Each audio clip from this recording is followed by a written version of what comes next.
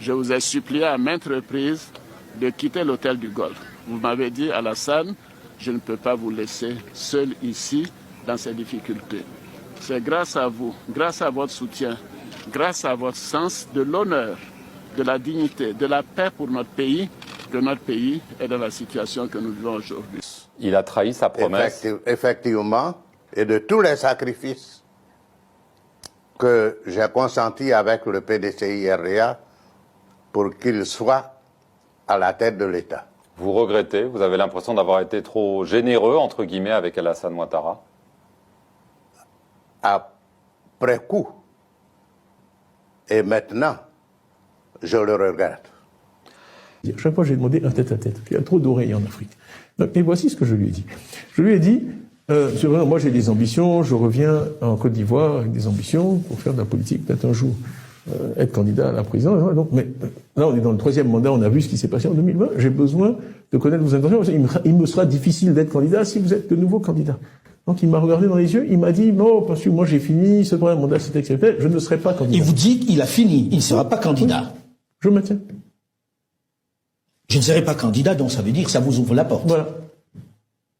Mais d'où vient-il alors qu'on dise que non, vous aviez promis... Ça, c'est eux qui le répètent. J'ai dit, il me sera difficile d'être candidat si vous êtes candidat, et donc je veux savoir. S'il m'avait dit à cette époque-là, mais tout aurait été différent. Et malheureusement, comme il y a dans les affaires policières, il y a des témoins contemporains. Parce que mon frère Aziz, j'ai toute confiance en lui, dès qu'on est sorti, je lui ai raconté l'entretien. Donc il y a des témoins contemporains. C'est pas une histoire que j'invente aujourd'hui, c'est ce qui s'est passé. Non.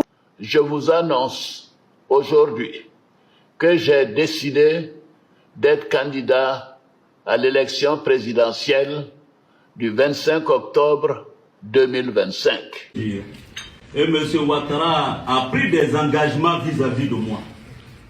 Le premier engagement était que je devrais, s'il gagnait l'élection, je devrais être son premier ministre pour un mandat, c'est-à-dire 5 ans.